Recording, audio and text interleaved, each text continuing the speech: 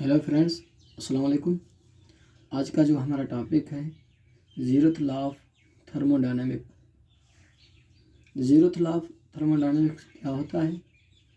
If two system are in thermal equilibrium, okay, मतलब कि दो सिस्टम जो हैं वो थर्मल इक्विलिब्रियम में होंगे विद द थर्ड सिस्टम से, then both also in thermal equilibrium. These statements also called zeroth law of thermodynamics. Okay, दो हमारे सिस्टम हैं, ठीक है, वो आपस में थर्मल इक्विलिब्रियम में है। वो जो दोनों सिस्टम हैं वो थर्ड सिस्टम से भी क्या है, थर्मल इक्विलिब्रियम में है। इस फेनोमेना को, इस स्टेटमेंट को हम कहते हैं जीरोथ लॉ ऑफ थर्मोडायनामिक्स, ठीक है।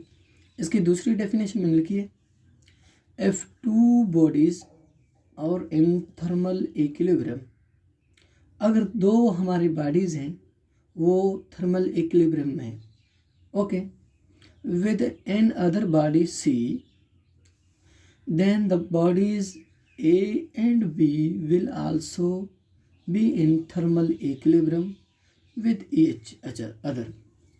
ये कहते हैं, ये कहलाती है हमारी this phenomena also called zeroth law of thermodynamics. Okay, इसका कहने का मतलब ये है, जो हमारे टू बॉडीज़ हैं वो आपस में थर्मल इक्विलिब्रियम में, और जो तीसरी बॉडी है वो भी इनसे कांटेक्ट होकर क्या बनाती है, थर्मल इक्विलिब्रियम। ओके, जो हमने ये हाईलाइट किया है, थर्मल इक्विलिब्रियम है क्या, हमने ये सपोज लिया है एक सिस्टम ये है हमारा और दूसरा सिस्टम ये है। इस सिस्टम का जो टेम्परेचर है 80 डिग्री सेंटीग्रेड है और इस सिस्टम का जो टेम्परेचर है 100 डिग्री सेंटीग्रेड है, ठीक है।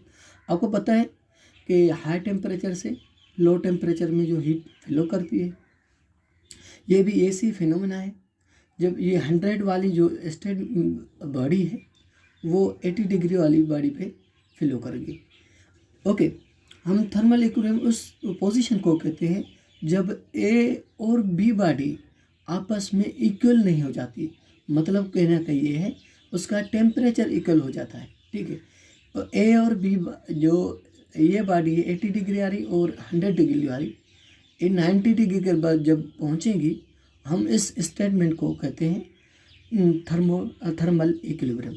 ओके, हमने जीरोथ लॉ ऑफ थर्मोडायनामिक्स ये ग्राफ बनाई है। ओके, ये कहलाती है ए और सी जो है आपस में थर्मल इक्विलिब्रियम में।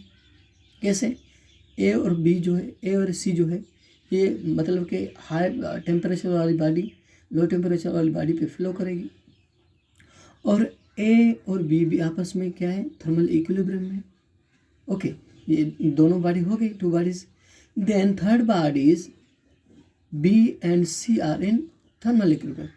This main phenomena also called zeroth law of thermodynamics. कैसे? Temperature of A body equal होगा टेम्परेचर ऑफ बी बॉडी, और temperature of B body equal होगा temperature of C body. This is also called zeroth law of thermodynamics. Thank you.